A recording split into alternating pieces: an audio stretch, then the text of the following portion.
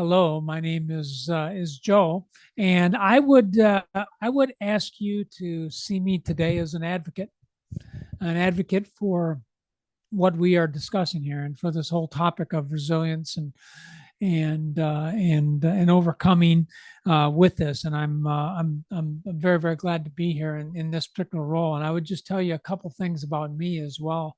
Um, I I think we are all survivors. I'm not a survivor in the way that many of you are, with the same circumstances under which you became survivors. But I want to make that up front. Um, I um,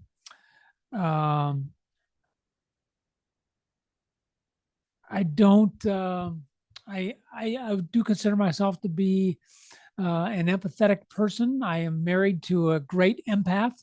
My wife has taught me a lot about this. I Someone asked me who's the best leader that you've ever seen. I think they expected me to talk about a Navy SEAL that I came across, or some general that I had exposure to, and my response was my wife is the best leader I ever had. She's very empathetic. She gets along with people. She figures things out, and but she also has the very unique ability to put a boot right in your rear end and get you going on things. And I think that's an extraordinary quality. I'm very glad to be here today. Hey, I want to talk about a couple of things, and I want to just kind of set the scene here before we get into our panel here this afternoon. Um, we're very close to approaching that time of year when we celebrate Veterans Day. And a long time ago, with these words, um, with the following words: to care for him who shall have borne the battle, and for his widow and his orphan. President Lincoln affirmed our collective responsibility to care for those who have served, and especially for the families of those who have served. And I think this is an extraordinary thing. And I'm, as a military veteran, and I know there are others here who have that similar experience. We have a great tendency to focus on our veterans, which I'm personally very grateful for. But I think we oftentimes don't pay as much attention to the second half of what President Lincoln talked about, and that is the families that are left behind in these tragedies. And so I'm very glad to be able to bring a little bit of attention to that. And I will reassure you, I do have a number of Veterans Day speeches coming up, remarks coming up, and I'll have an opportunity to do that. My experience, of course, is that as a military officer. I retired in 2019 after about 39 years of service. On 9/11, I'd been in the Army a little over 20 years, almost 21 years. I had certainly been deployed, and I'd certainly seen tragic situations as a result of my service up to them. But it was the events, and it was my military experience after 9/11 that really brought this whole topic to the forefront of me. I deployed in the very first group of American troops that went to Afghanistan in October of 2019, and in our very first operation, we lost two of our Rangers. I was a Ranger Regiment commander, and after that deployment, with some members of my chain of command, we took the effort to go and visit the families of our fallen, and it occurred to me during that how differently people handled the situation that had been presented to them.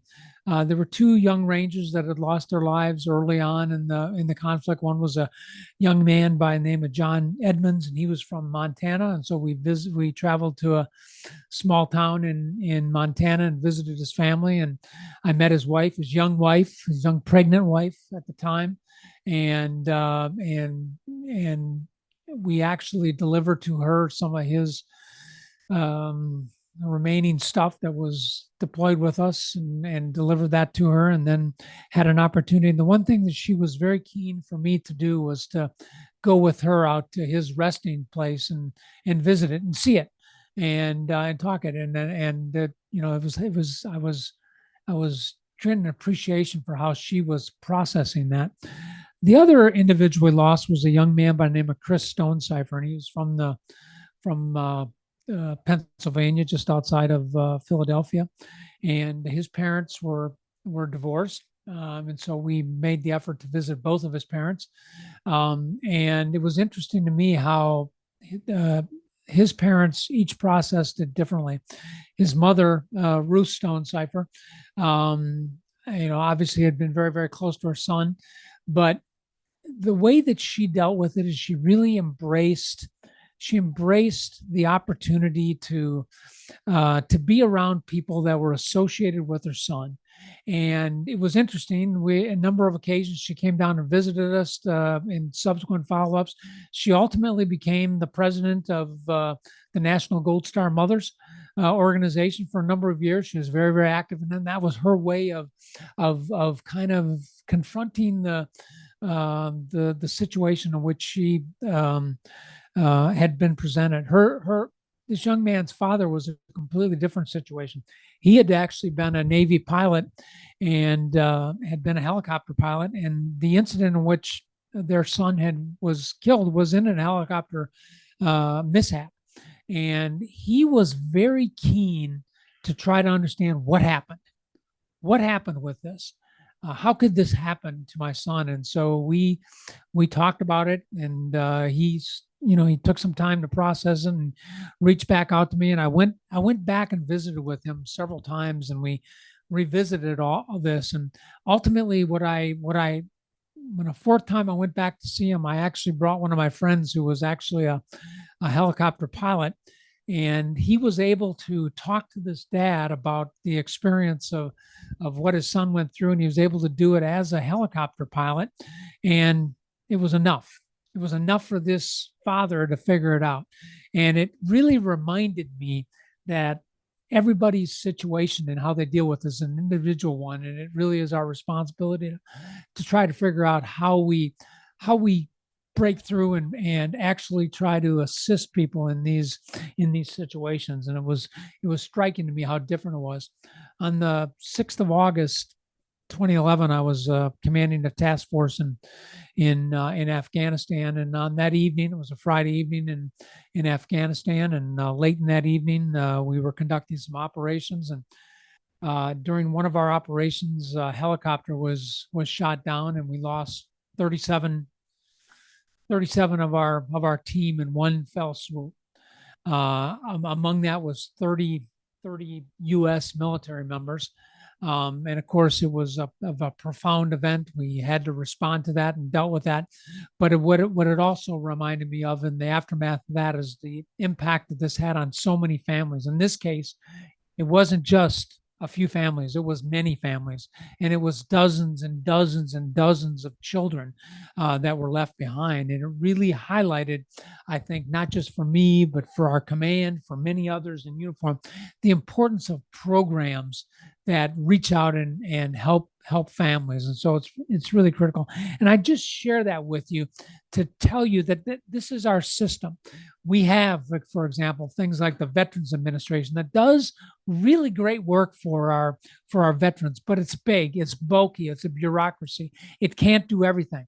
And so we rely on organizations like Tuesday's Children and many, many, many others out in our communities to fill the gaps. And they do an outstanding job. And I'm very, very, I'm very, very proud to be here with you today to talk about this idea of resilience. I think it's an incredibly important one, and I appreciate the work that Tuesday's Children does in terms of providing long-term youth mentoring and career resources and family engagement, which is so critical for our survivors. So for all of you that are associated with Tuesday's Children, for all of you that are engaged here today, thank you so much for being here. What we want to do this afternoon is we want to have a little bit of a panel, and we want to talk a little bit about resilience, and we want to talk about this is kind of entitled as the Survivors Panel, and so it's an opportunity to get after this topic of survivorship and learn from a variety of different experiences. And I'm very, very proud to be able to be a part of this.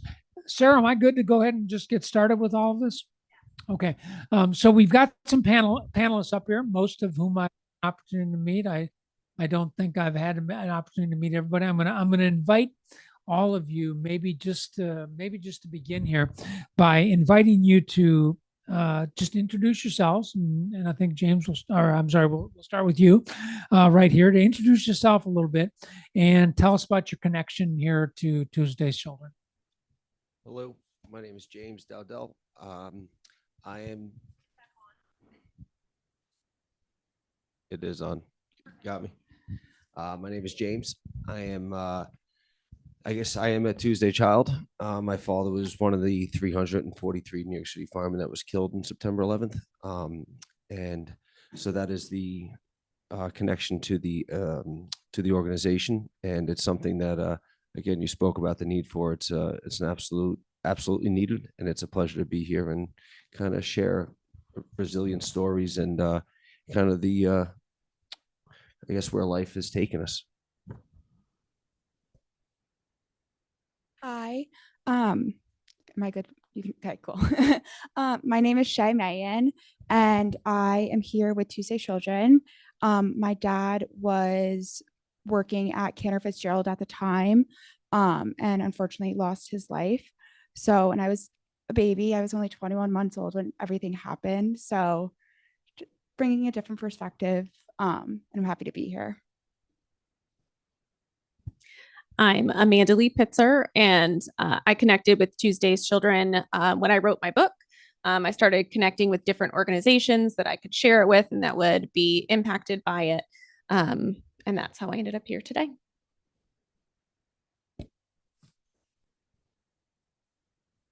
Hi, my name is Corcynthia Williams. I am the surviving spouse of Petty Officer First Class Timothy Justin Williams, who died by suicide in 2018 in the United States Navy. Our family is connected through Tuesday's Children as beneficiaries of the family engagement support. Good. Well, thank you all, and appreciate you being here. I do want to just do a quick call out for Thomas McGee, who we had hoped would be able to join us today, and he's a he's a 9/11 responder, and I've had Sarah shared with me his book beforehand, and we were hoping to talk with him a little bit about the experience of book writing, how that helped him as he worked through this. I have not had an opportunity to read all of this, but I have spent some time going through it over the last 45 minutes or so, and it's chock full of a whole bunch of pictures and other things in here that I think are very, very unique to him. Tom is not feeling well right now, and I understand he's maybe in the hospital. So we certainly wish him the best. We're also hoping to have Sierra, who I think you all heard from a little bit earlier today. Unfortunately, the airlines conspired against her, and she's not able to make it here today. So thanks to all of you. Amanda, maybe we'll start with you on this. I wonder if maybe you chose the platform of kind of the written word here, and I wonder if you can tell us about that process and how telling your story through that has impacted the broader community. I chose writing because I'm an introvert by nature. And I often find that I am plagued with the ability to respond to something after the fact. So writing allows me to think and mull over and sound much smarter when I have time to think about it. But I decided to write my story. I'd mulled over, that process for a while. I worked for TAPS. I was one of the survivor care team members. I worked exclusively with newly suicided widows. And I had dozens and dozens that crossed my desk every day. And what I found that was interesting is that a lot of them didn't want to talk, but the minute I said I also lost my husband by suicide, they would go, "Oh, me too." And then all of a sudden they needed to get their story out. And what I found was that a lot of suicided spouses were abused. There was addiction, there was mental health issues. They were very similar to my story. And the more that I saw it, the more that I said, okay, this isn't coincidence. This is like 75% of the people I'm talking to have had this turmoil for a very long time. And I know that when I was going through everything, I felt very alone and full of shame, and I couldn't tell anybody. And I got tired of it one day and said, I'm tired of people feeling like they can't say that they're relieved, that the pain is over, both his and ours. So, that's kind of how I finally just said, I'm going to write this story, because there are too many of us that get handed the How to Be a Widow book, and it just doesn't match our experience going through mental health challenges and everything that goes along in that rat's nest, and then losing someone by suicide with all the stigma that goes with that. Yeah, thanks for bringing up that topic of stigma, and I think this is I kind of refer to stigma as kind of the social heroine of our communities out here. It's extraordinary the impact that it has. And as a senior commander, we within kind of the special operations unit, we had some real challenges with suicide and suicidal ideations, and we spent a lot of time talking about this idea of stigma. And I was always struck by how powerful that notion was and how difficult it was to overcome. I mean, the feeling that people are letting down their team, the feeling that it would displace them from their position, the feeling that they would be lost from the things they're doing. And interestingly, one of the things we tried to do with that and trying to address it from a fact-based standpoint was try to identify instances of where people actually had been impacted because they came forward and asked for help. And what I was glad to learn that we really could find no particular incidences of it, that people who sought help, suffered as a result of it.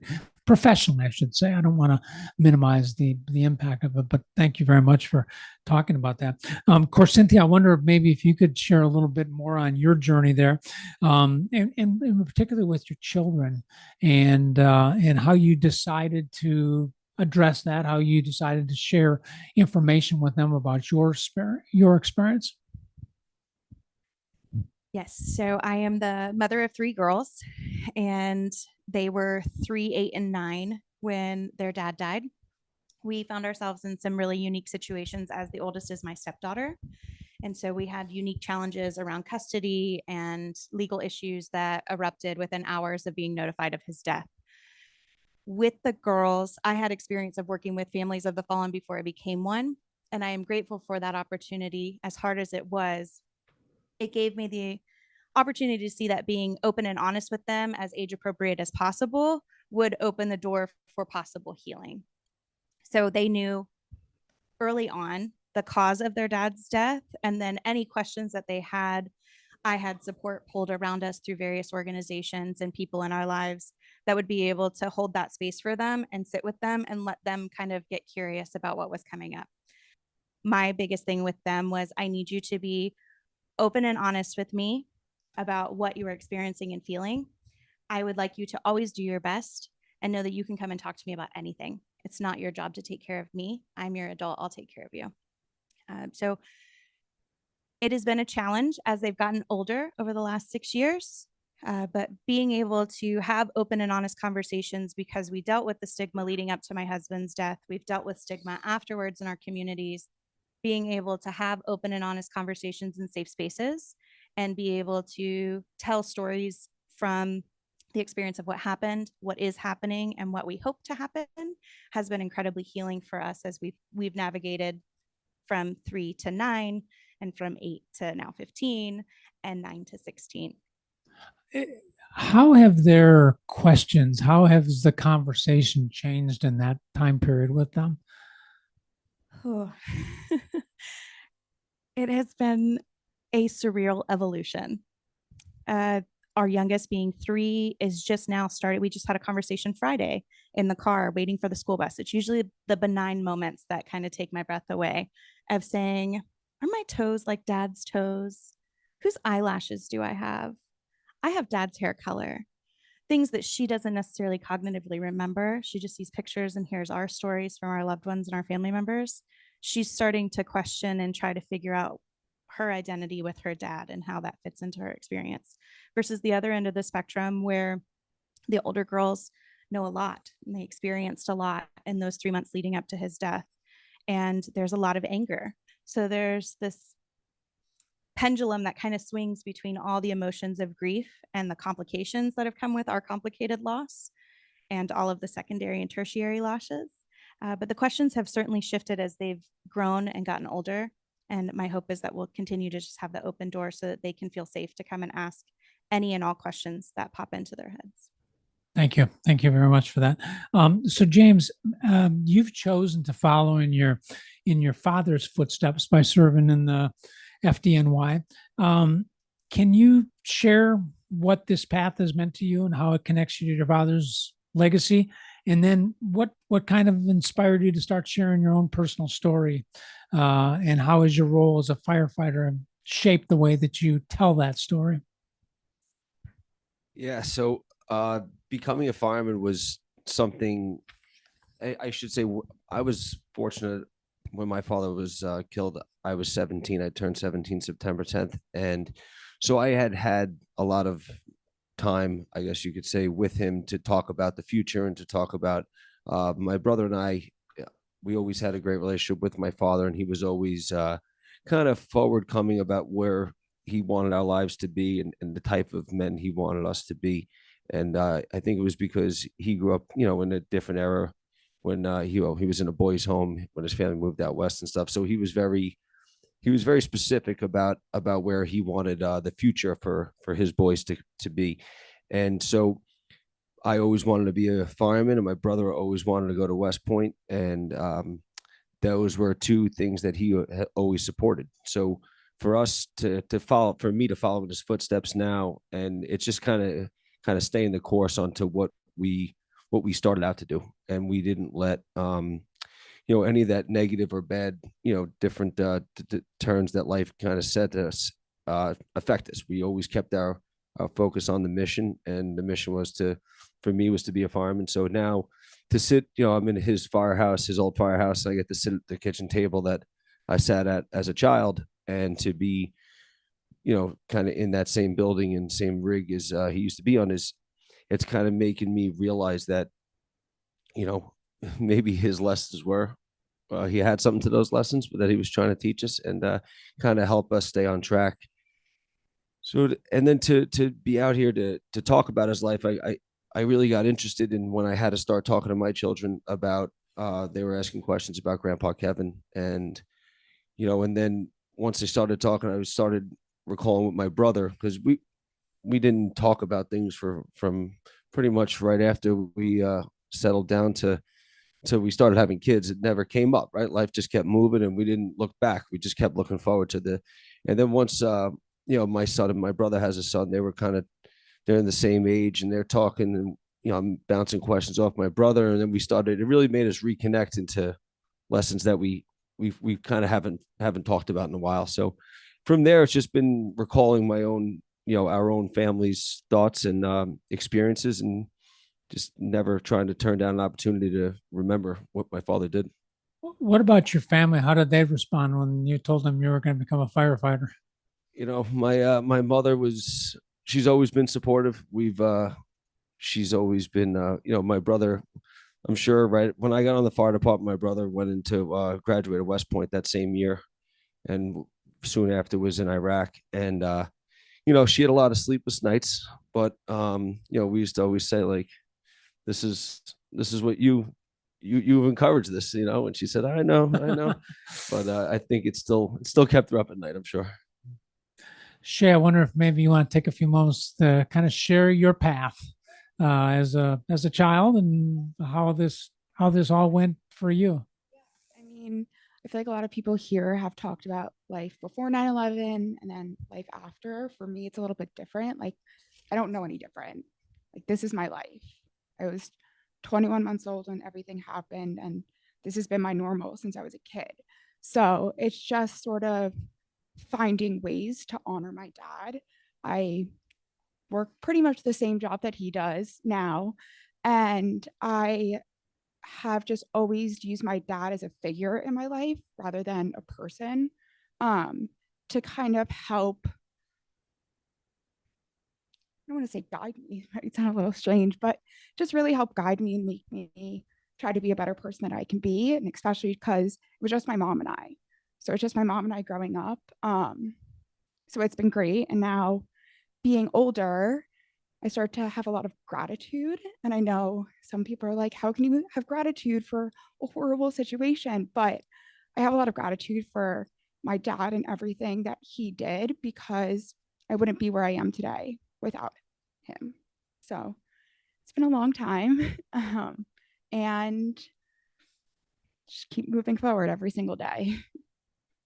How did your mother help you learn about your father? So my mom's always been honest about it. It's never been something that she's tried to hide from me. She has always had pictures around the house of him. It is actually really funny. My now uncle was his best friend. My mom introduced her sister and my uncle now. So I'm very close with him. So my mom's really tried to keep people that were important figures in my dad's life that are also now a part of my life. So just through kind of building a community of friends and family, I knew my dad wasn't there, but I always felt that he was there with me through those stories.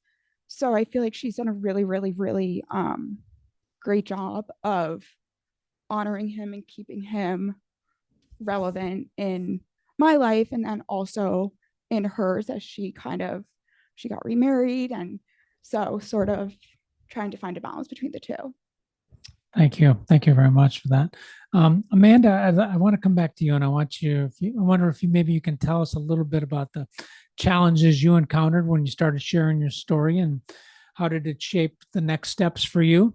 And how did you resist and ignore that which did not serve you well as you went through that process? Well, as I did finally start telling people, so I went back to work 10 days after he died. And I kind of just kept it quiet. I told work, I'm coming back. High school teacher. And I emailed my students. I was like, be normal. Don't talk to me about it. I'm fine. We're going to do English.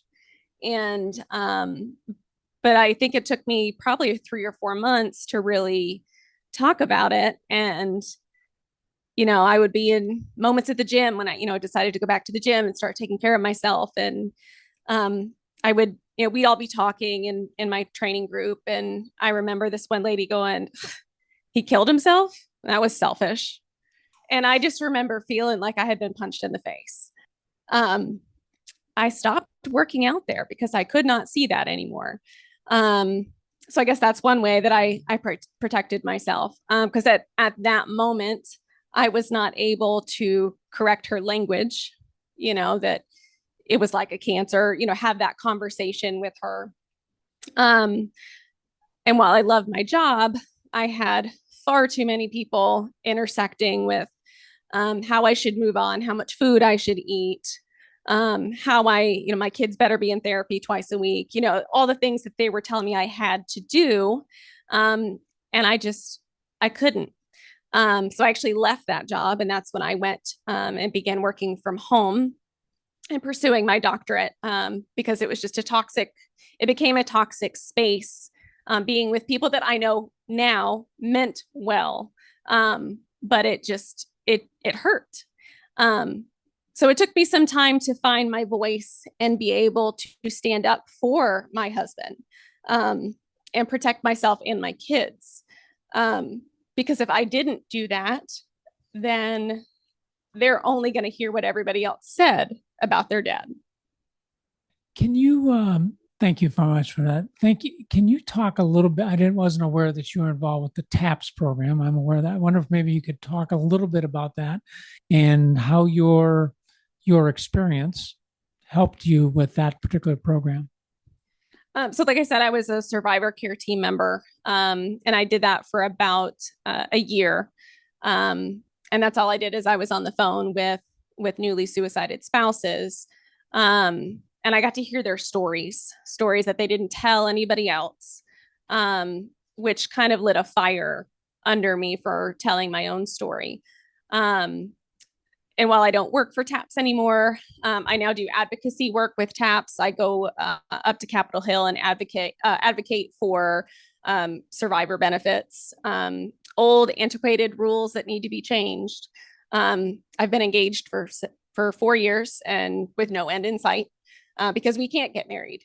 So now I use the information, the connections I have with TAPS to keep working for spouses that can't go to Capitol Hill or that are in the same situation, but can't stand up for themselves.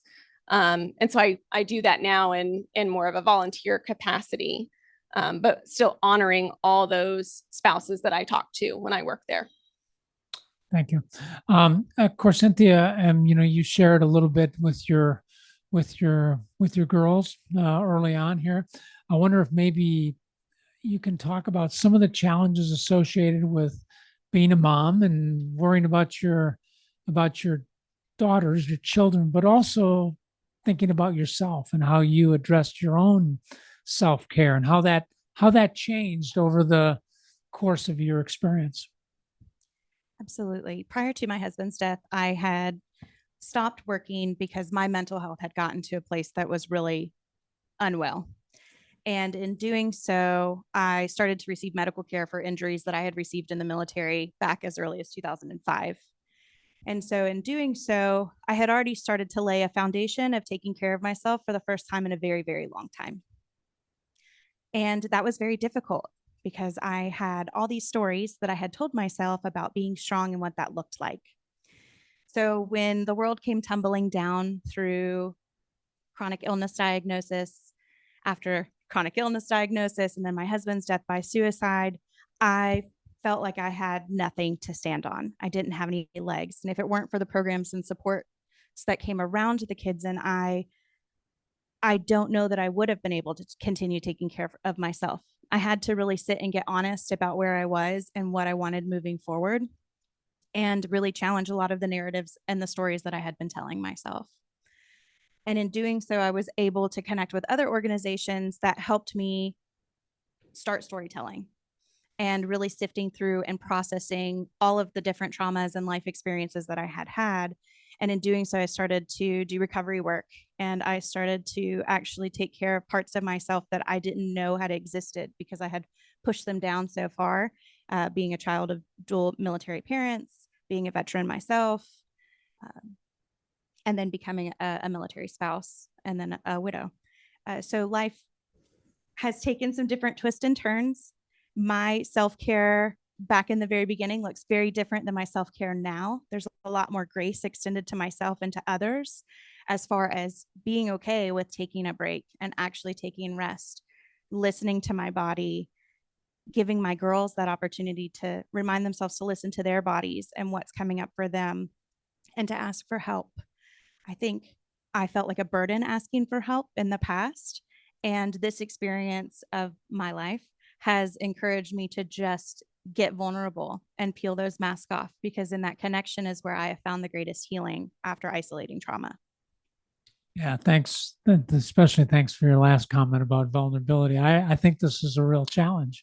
Going back to what we talked about with stigma a little bit here, is people are unwilling to allow themselves to be a little bit vulnerable and ask for help. It's particularly pronounced with us males, frankly. So thank you for bringing that up. James, we talked about your firefighter experience, and obviously you're in a community where those around you are dealing with the stress of their job and the stress of life. What do you do for them? How do you draw on your experience to help others through the stress and other things they might be feeling in their own lives? So to deal with, I guess you could say, at least in my experience, a lot of firemen deal with stress differently, right? It's a lot of humor, a lot of turning, tough situations into something we can kind of smile and laugh about in that dark humor kind of sector. It's funny that the firehouse is like, it is kind of like a therapy session for when you're sitting at the table. It's going to be, you're not going to get much sympathy but that is what, it's just kind of how it always is. And it's something that I think is good for the situations that I've been put in. I know it's, there's like there's the more senior firemen who might give you some good advice. And then there's the kid under you who's going to, tell you that you're old and that you got to figure it out. And so the firehouse is a great it's a great place to be with, to seek a wide span of advice. But going forward from there, kind of seeing what real tragedy looks like, right?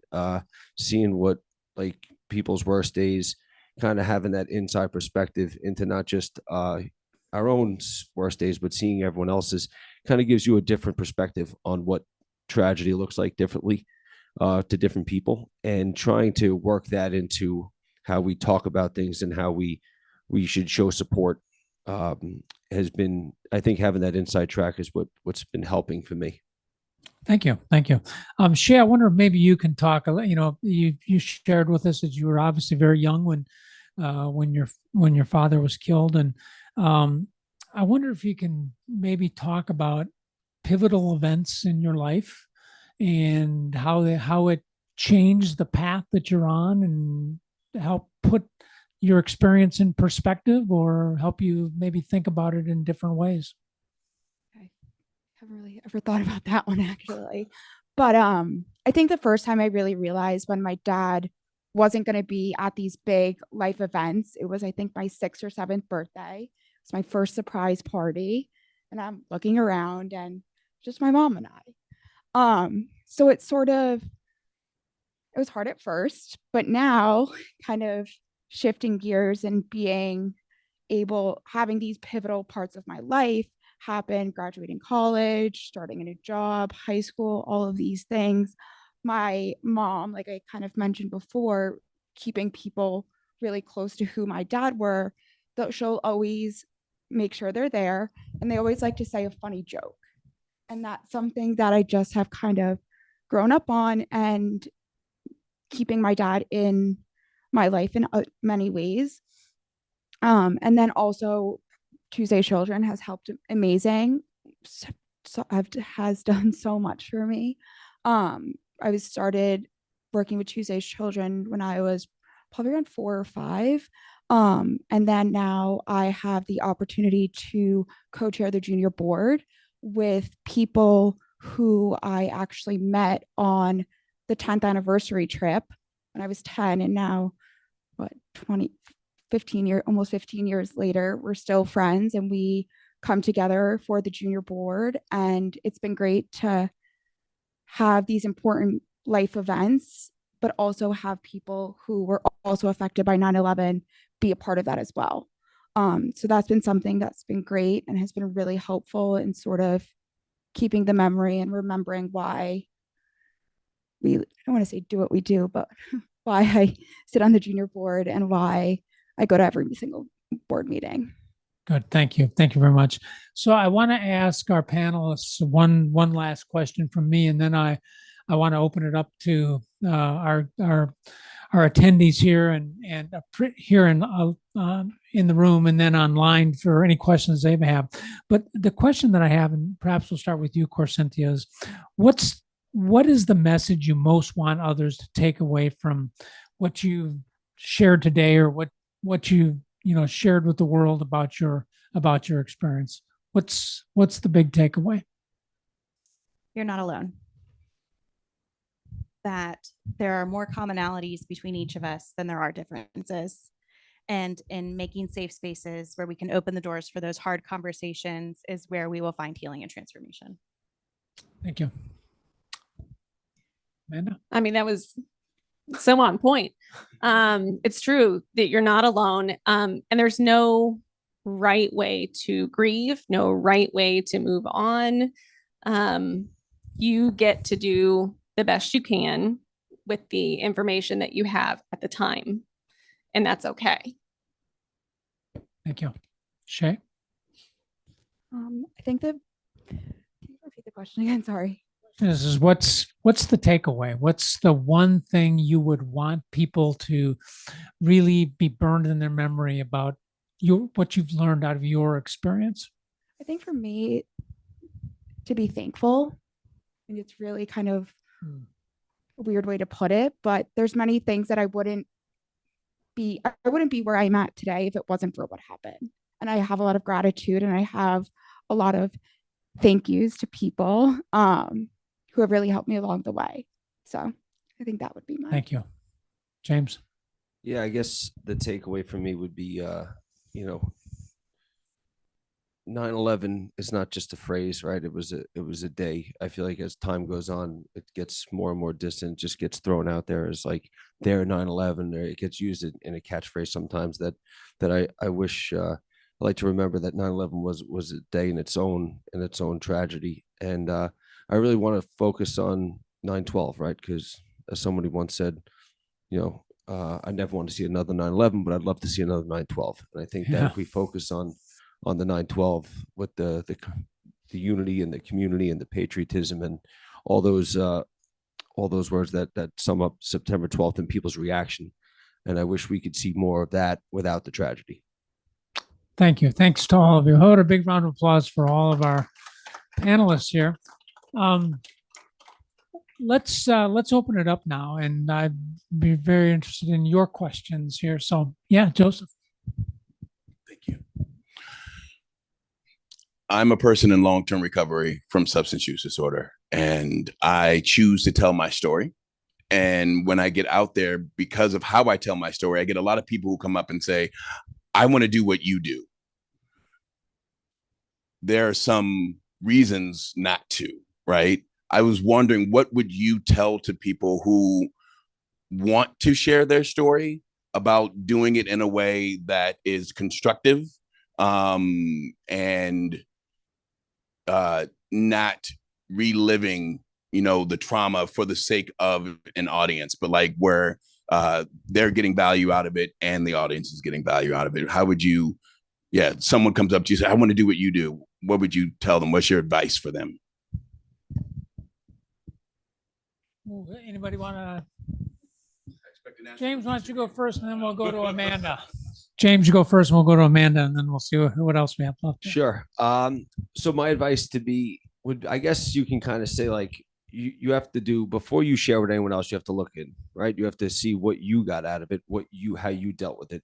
And for me, I'm about sharing the positives, right? It's very easy to look at the negatives. I think looking internally at the positives and saying, what are the positives that came out of the worst part of your life that you're thinking about? And then how can that benefit others? And I think by looking at but it all starts with hard looks in the mirror, right? In a little alone room by yourself, and then you'll be ready to share. So my advice would be, sit in that dark room first and think about what you want the positives to come out of this. And then once you deal with that, once you figure that out, then I think you should share it.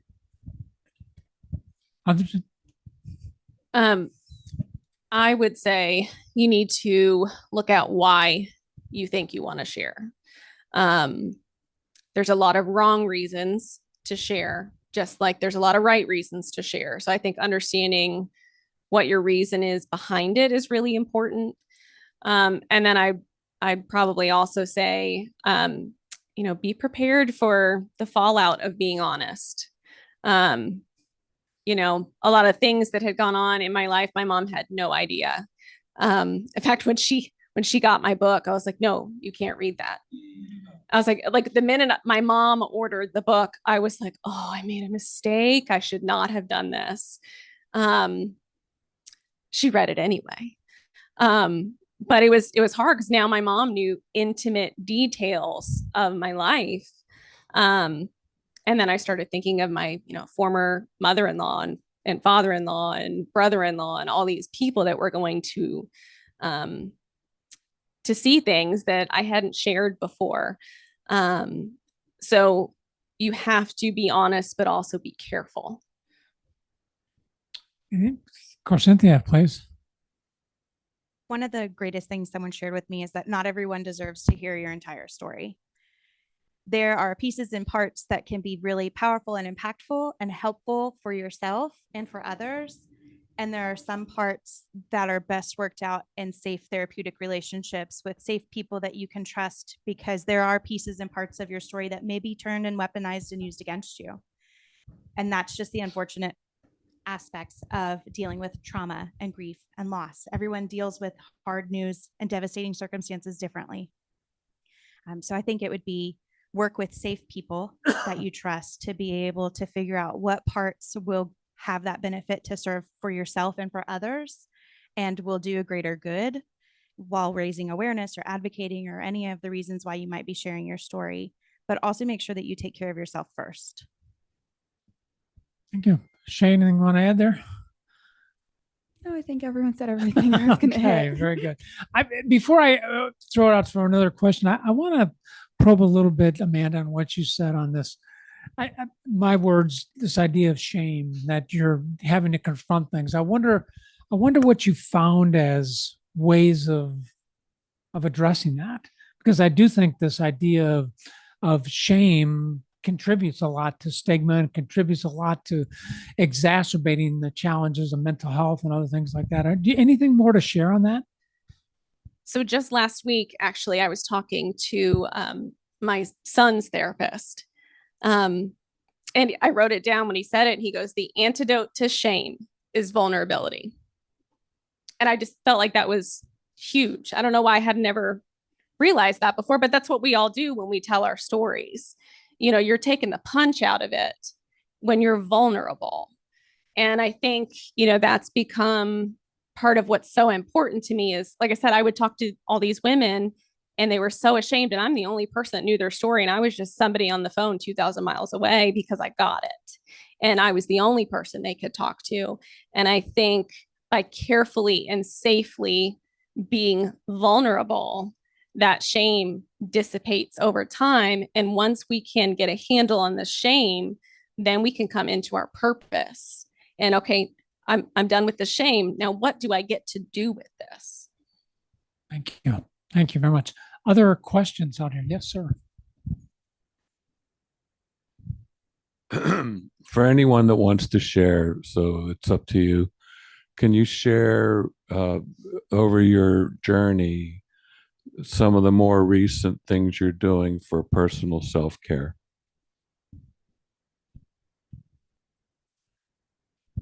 James, let's start with you. Get the male perspective here. Sure. Yeah, no, it's fine. Yeah, I guess I'm very for myself, I guess, trying to be more present as a father. My father he worked a lot. He did to provide a life for us, right? Always in the best of intentions and always working hard. But for me, trying to find that balance between, it's running to work, running to your second job, like, and actually being present. And when you are home, like, just being extra present because that fills my cup up as well as my children. And it's not something you could fake. You can't fake time with your children. You can't fake, it can look good on the outside, but you have to put the time in. And for me, it's just being hyper aware of that, when I am home, to be in the moment and to not always push things off, right? It's very easy. My father, when he was going to retire, him and my mom were going to do things. And then, he was in his 21st year as a fireman and he never got to see one of those days. So I try to have a balance with children and my wife.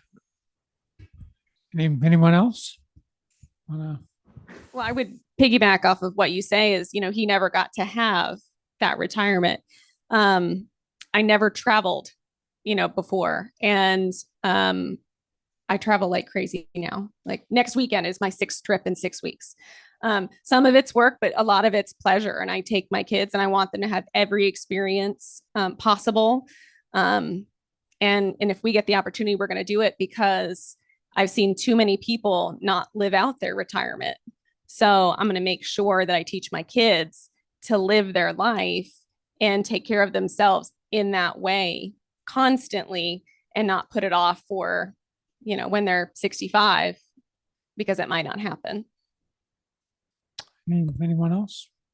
Sure. outside of also being present at home and traveling, which have been a lot of fun for me over the last couple of years, I have developed a meditation practice that has been quite helpful, transforming my life to the point where I was on 13 medications. When my husband died, I'm down to 2. So there's something as simple as just sitting and being and listening to my body has been really helpful. Getting to know the younger parts of myself, finding my littles, as I call them, and all the fragmented pieces and parts of me that are inside, and giving them a voice. Doing the fun things that I used to love as a child has been so helpful in not only healing parts of myself, but connecting with my kids and encouraging them to get really excited about things that make them so happy. And then finding peer support and finding those safe people. And then the biggest and hardest one for me has been setting boundaries and saying no, which for a recovering people pleaser, that has been probably the hardest part of my grief journey, but one that has been instrumental in my healing. So I really appreciate these last couple comments here, and I want to maybe just riff off that a little bit. One of the as a transitioning veteran, somebody that moved from a very active military life into being a veteran, doing other things, I think one of the challenges that I've had with this is kind of learning to relax and learning to be present, as you suggested, and take things in perspective and stuff like that. And my wife mentioned this to me not long after I'd retired. Maybe I was giving her too much interrogating help at the hospital there, but she said, you need to learn to relax. And she didn't say it that way. She said, you're driving me crazy. You need to learn to relax. And and so I got busy and I've become busy. And I oftentimes wonder if my busyness and the busyness of others impacts our ability to think about some of the other challenges that we have. I mean, I think I suffer from PTSD as a result of my experience, but I also think, and this is really a realization that's only come to me in the last 6 to 8 months, is that part of my reason for staying busy is it keeps me from thinking about that. I wonder if any of you would like to maybe talk about the impact of busyness and how that either helps or hinders the whole process that you go through. Anybody got any? Go ahead. Yes. So it took 3 providers to tell me that I had post-traumatic stress to actually say, oh, wow, I might be struggling with post-traumatic stress. And then it took someone else to say, have you ever heard of complex post-traumatic stress? And I was like, no. And it opened up an entire world of possibilities. There's an organization that I volunteer with that is a suicide prevention program for veterans and first responders. And it opened up a conversation that I had never had, where I had not only a safe community with rituals that were very similar to what I experienced in the military, but also gave us a place to have hard conversations and tell the things that we had never said before that were taking us to our graves. And in doing that, they gave me a framework of how to take 500 days after this 72-hour experience to then do my inner work and get me to the point that I am today. So I think that the busyness, though, was I never realized I stayed so busy and in constant motion because I was constantly running from the things that had happened long ago, even before I was born, things that were generational and not even mine to carry. But they're there and they will get you one way or another. Thank you very much. I want to thank you for being a part of this amazing day. I'm David Kessler. I'm an author, a grief expert, a supporter, and a donor for Tuesday's Children. No one chooses to be a grief expert. I wasn't in the 3rd grade when everyone else was talking about what they wanted to do. An accountant, a police officer. No, I want to be a death and grief expert. It was because when I was young, I had a mother who was a vet, who was in and out of hospitals. She had served our country. And when she became real ill, she had to go to the VA hospital in the big city, hours away from where we were. And at the hotel across the street where I spent most of my time, one day there was a huge fire. It was coming out of the 18th floor. Everyone ran out. The fire trucks pulled up. And as we looked up and they extended the ladders, shooting began.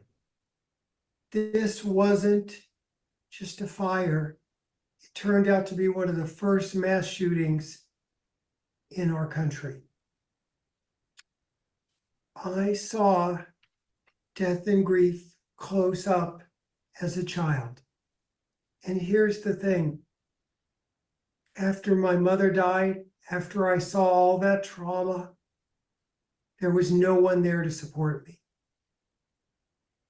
So I, on a very deep level, understand the work that Tuesday's Children does to support grieving children. I also, after decades of writing about grief and loss, helping others, I also had the privilege of adopting 2 children. They were 4 and 5 years old, and I had a dear friend, Barry Berenson Perkins, that was flying in on a flight from Boston to visit her family and meet my new family. She was flying to LA on September 11th. She was on one of the planes that hit the towers. I immediately was activated by the Red Cross and went to LAX to work with folks there. And it was such a devastating time. I don't have to tell anyone who's old enough to remember. But in these decades, I have remembered her, tried to honor her memory, and have had the privilege of working with so many other families who had to say goodbye to loved ones that day. One of the concepts of grief that's very important to understand is grief must be witnessed. We need to see our love for the person who died, our pain reflected in the eyes of another. And we live in a very grief illiterate world that sometimes doesn't know how to show up for people who are in enormous pain, and make the mistake of starting sentences with at least they died quickly. All those things that sort of minimize people's pain and not see it. I was touring once in Australia, and a researcher came up to me and shared about these little villages in Australia. And they told her that the night someone dies in the village, everyone in the village has to change something in their home or in their yard. The researcher asked, why do they have to change something? And the person in the village said, because when someone dies, we want the family to wake up and understand that now that their loved one has died, everything has changed. It's not the way it happens in our world. So many people have to say goodbye to loved ones in tragedies such as September 11th and in other ways. And their grief isn't given the time and love and kindness and patience that it deserves. And it's also interesting that we want people to get over their grief, because sometimes other people's grief makes us uncomfortable. And do you know whose grief really makes us uncomfortable? Is children.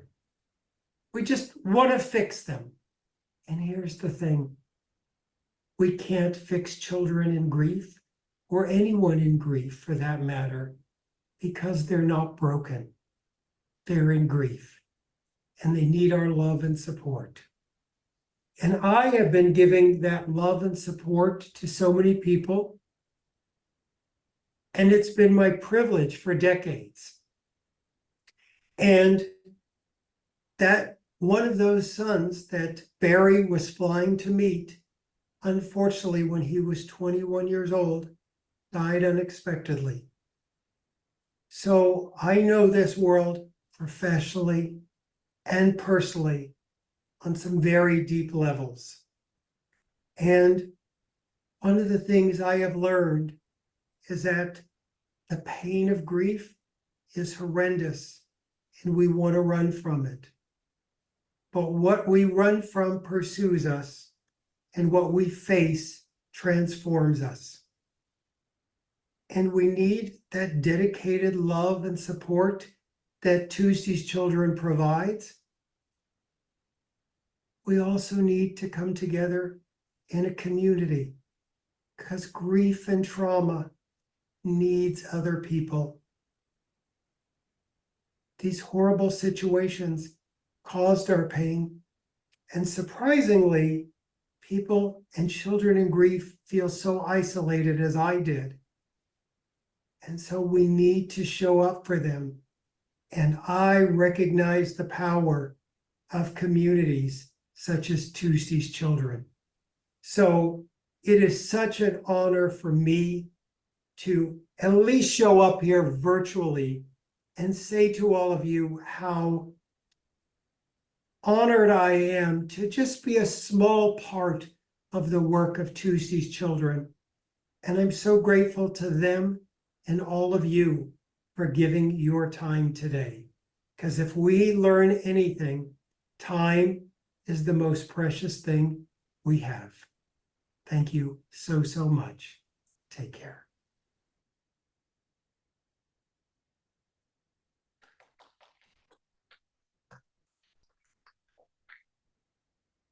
Thank you, everyone. And thank you to David for sending in his message. I want to thank you all for joining us today. It's truly been an honor to bring together such a dedicated group of experts, survivors, and supporters. I especially want to send a heartfelt thank you to our moderators, our speakers, and panelists for sharing their time, expertise, and most importantly, their stories. Your insights have truly been invaluable in deepening our understanding of trauma, resilience, and recovery. Today, we explore the profound power of storytelling in the healing journey. We heard incredible firsthand accounts of resilience and engaged in discussions that will shape our approach to community resilience and recovery. At Tuesday's Children, we are deeply committed to continuing this work, honoring those who have faced trauma and providing long-term support for military families of the fallen and families impacted by 9/11. As we conclude our forum today, I encourage you all to take the knowledge, stories, and connections made here back to your communities. And together we can ensure that the lessons shared today are not only heard, but put into action. So thank you once again for being here and your ongoing support of our mission. Have a safe journey home, and we will talk to you all soon. We have the room for a little while longer, so if anyone wants to hang around, network a little bit, please feel free.